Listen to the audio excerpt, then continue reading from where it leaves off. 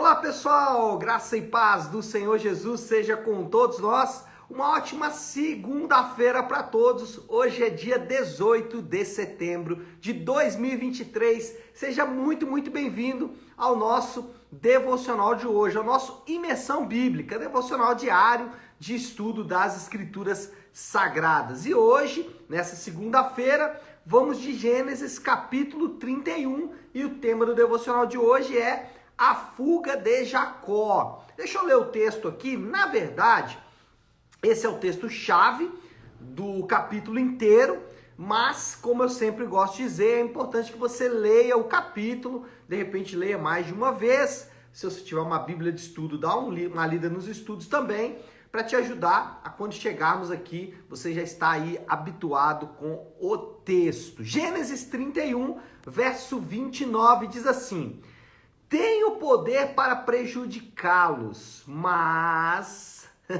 na noite passada o Deus do pai de vocês me advertiu. Cuidado, não diga nada a Jacó, não lhe faça promessas nem ameaças.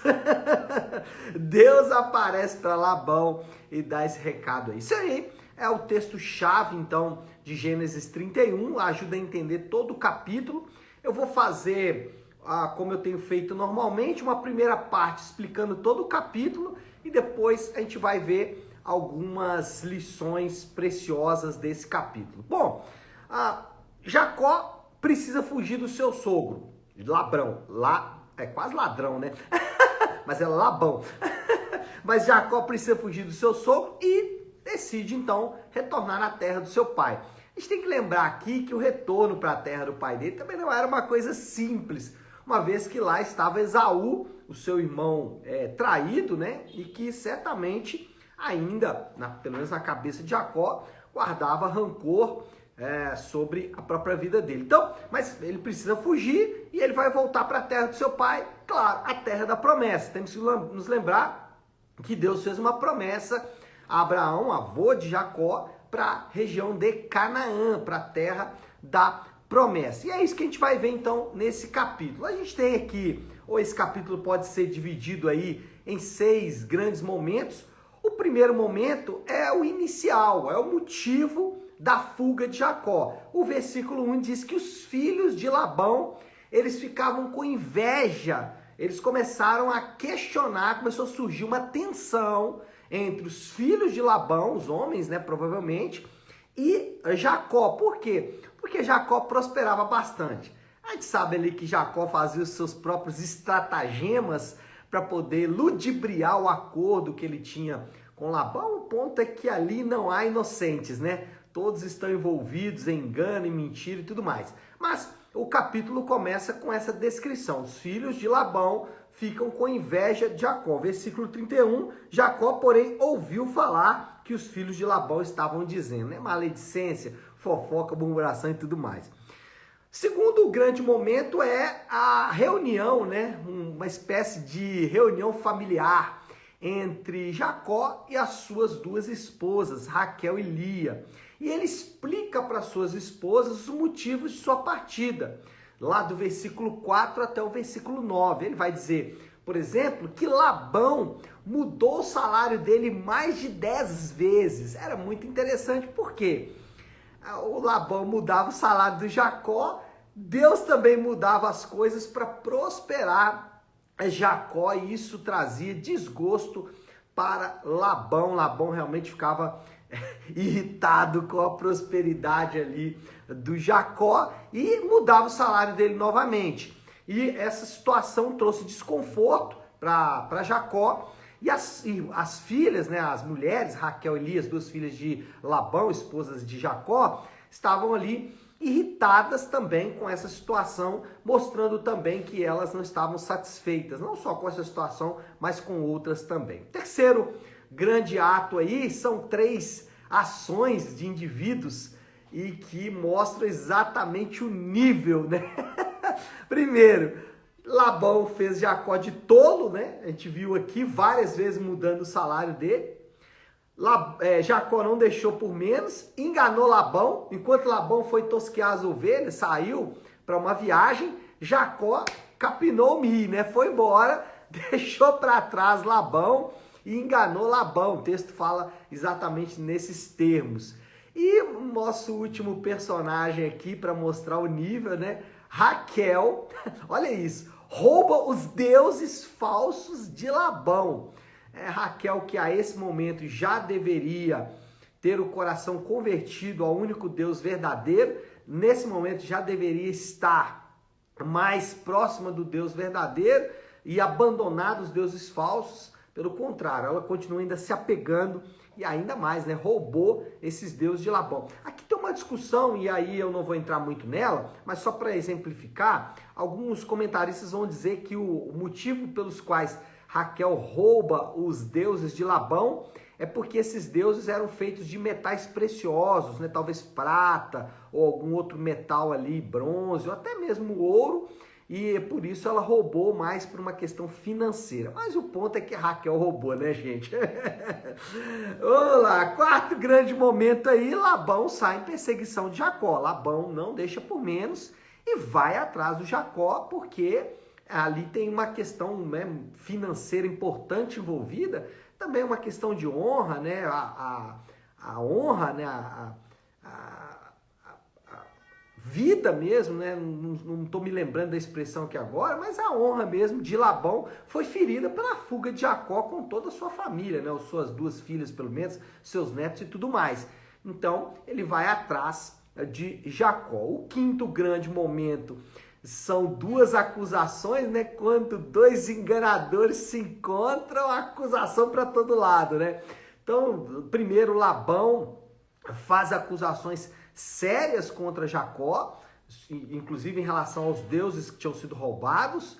Jacó rebate, dizendo que Labão também o roubou, o enganou e tudo mais. E por fim, né, depois então Labão acusa Jacó, Jacó rebate e Labão faz uma tréplica, dizendo que tudo é dele, Jacó é dele, as filhas são dele, os netos são deles e tudo mais. Percebendo ali que essa troca de acusações não ia levar a bom termo, os dois resolvem fazer então um acordo e o capítulo termina ali com a celebração de um acordo entre Jacó e Labão. Eles celebram então esse acordo e finalizam ali as escaramuças, né? Finalizam ali a contenda, pelo menos por hora, né? Fazem um acordo de cavalheiros ali, até porque vai ter um benefício muito bom para que o acordo dos dois seja mantido de pé, né? Uma distância de 650 quilômetros de um para o outro. Então, eles ficariam em paz ali, pelo menos durante o tempo, exatamente por causa dessa distância muito grande entre aonde Labão ficaria e onde Jacó ficaria. Bom, isso aí é um panorama geral do capítulo. Agora, lições preciosas. Vejo que pelo menos 3 boas lições aqui a gente pode tirar. Primeira lição: coisas ruins podem estar cooperando para que os planos de Deus cheguem a bom termo. Vamos lá, gente. Precisamos lembrar que Jacó, ele tem uma promessa em Canaã e não lá na Mesopotâmia, não lá na terra dos arameus, aonde ele estava agora, Padã Arã, aonde ele estava morando com Labão. Então ele não poderia ficar muito confortável ali. E toda essa situação, né, de coisas ruins, tudo isso que eu falei aqui que aconteceu, tudo isso estava cooperando, ainda que obviamente, né, os personagens são aí responsabilizados, cada um por seus atos.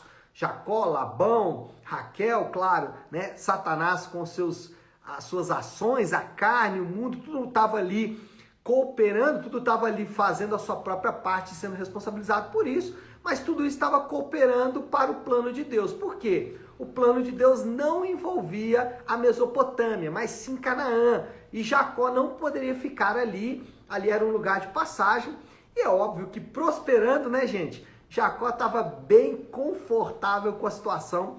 Contudo, a palavra de Deus diz que ele precisaria realmente sair dali, ele precisaria voltar para a terra da promessa. Então, primeira lição é isso: coisas ruins aí podem estar cooperando na sua vida para o cumprimento dos planos de Deus. Então, a gente tem que sempre se lembrar disso, que nem sempre coisas ruins são ruins. Isso mesmo, podem estar cooperando para o plano de Deus. Segunda lição é que pagar o mal com o mal nunca deveria ser uma alternativa viável, né? A gente vê aqui que o que todo mundo quis foi pagar o mal com o mal. Tô sendo acusado? Vou acusar de volta. Fui roubado? Vou roubar de volta. Então, a questão aqui é que essa alternativa nunca deveria ser uma alternativa viável, ainda que por vezes nós lançamos mão disso, né? Então, eu fui muito ferido, então qual é a minha alternativa? Vou ferir também. Isso eu ouço muito em relação à igreja, né? Então, fui ferido, então qual é o meu retorno? Ferir de volta. Parece-nos que nunca é uma boa alternativa fazer isso. E a terceira grande lição aqui é que Deus, ele está velando pessoalmente pelo cuidado do seu povo. Essa é talvez a mensagem principal, o versículo principal do capítulo 31. Mostra isso, Deus fala com Labão em sonho: Labão, não faça ameaças, não faça promessas para Jacó, e isso põe um freio em Labão, mostrando que Deus está pessoalmente, note isso, Deus não é um relojoeiro, né, que deu corda no relógio e deixou ele funcionar naturalmente. Não, Deus, ele está pessoalmente envolvido com a minha vida, com a sua vida, com a vida do povo de Deus. Ele trata o seu povo de maneira pessoal, ele tem um relacionamento pessoal com o seu povo. Então você tem que se lembrar disso, porque Deus não é impessoal, Deus não é distante, ele está junto com você, ele está próximo de você, ele conhece as suas dores, ele conhece os seus desafios, ele conhece as suas vitórias, ele conhece toda a minha, a sua, a nossa vida, porque ele está pessoalmente envolvido com isso. E a história aqui de Jacó mostra exatamente isso, e essa é uma lição preciosíssima desse texto. Deus pessoalmente envolvido para conduzir ou para cuidar do seu povo. Bom, moral da história, depois de tudo isso aí, o que a gente pode concluir de tudo isso que acabamos de dizer? Irmãos, penso que a confiança do povo de Deus, ela deve estar alicerçada na promessa do cuidado permanente do Senhor. Olha, não existe nada melhor para começar uma semana, para começar a segunda-feira como esta convicção. A nossa confiança, ela está alicerçada em uma promessa. A promessa de Deus de que Ele vai cuidar de nós mesmos. Então, sabe, comece essa semana refletindo sobre isso. Deixe essa verdade inspirar o seu coração para que você receba da parte do Senhor esperança, para que você receba da parte do Senhor conforto, alívio para momentos como esse, para que as dores, as aflições não subjuguem a sua confiança no Senhor. Então, a confiança do povo de Deus deve estar alicerçada na promessa do cuidado permanente do Senhor. E qual é o desafio do Léo, então? A aplicação. Como eu aplico isso? Irmãos, isso é um chamado para confiar no Senhor, né? É um chamado para confiar no Senhor. E eu poderia aqui gastar alguns instantes para falar sobre confiança do Senhor, mas por hora vale a pena dizer que confiar no Senhor é entregar toda a sua vida, as suas alegrias, as suas dificuldades, os seus desgostos e também a sua saciedade a Deus. Se outras coisas são responsáveis por trazer alegria e saciedade para você, te convido nessa manhã. Deixe essas coisas para trás e venha confiar no Senhor. E talvez você pode estar dizendo, eu confio muito em Deus. Mas, irmão, se você confia em Deus e se você confia na força do seu braço, você não confia em Deus de fato. Como assim, pastor? Eu confio em Deus, mas quero continuar vivendo a minha vida do jeito que eu quero. Eu não quero me submeter a Deus, não quero me submeter à palavra dele. Eu acho que a palavra dele é boa quando ela diz que ele cuida de mim, mas não é boa quando ela me desafia a obediência. Então, isso não é confiar no Senhor. Confiar no Senhor não é dizer que eu confio nele. Confiar no Senhor é muito mais do que dizer eu confio no Senhor. É de fato colocar a confiança nele. E aí é um exercício não simples de fazer e que exige aí o abandono das suas próprias vontades, o negue-se a si mesmo, chamado para o discipulado. Tá certo, meu povo? Bom, acho que podemos orar, né?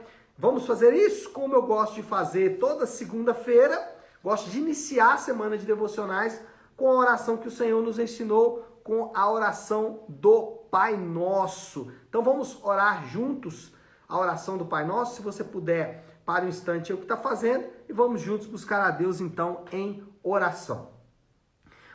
Pai nosso que estás nos céus, santificado seja o teu nome. Venha o teu reino, seja feita a tua vontade, assim na terra como no céu. Dá-nos hoje o nosso pão de cada dia. Perdoa as nossas dívidas, assim como perdoamos aos nossos devedores. E não nos deixes cair em tentação, mas livra-nos do mal, porque teu é o reino, o poder e a glória para sempre. Amém. Amém, pessoal? Bom, então é isso. Nós vamos ficando por aqui. Eu quero só deixar um convite para você. Hoje, na nossa igreja Nave, nós temos o Nave Talk. O que é isso? É o momento em que nós podemos inquirir o pregador de ontem, né? No caso, eu mesmo. Então, alguns irmãos vão perguntar questões relacionadas à pregação de ontem. É uma forma que nós encontramos de discipulado e também um tempo de comunhão. Então hoje, às 20 horas, Rua Professora Maria Carolina Campos 28, no bairro Nova Suíça, eu te espero, tá bom? Deus te abençoe, ótima segunda-feira para todos, uma semana abençoada, fiquem com Deus.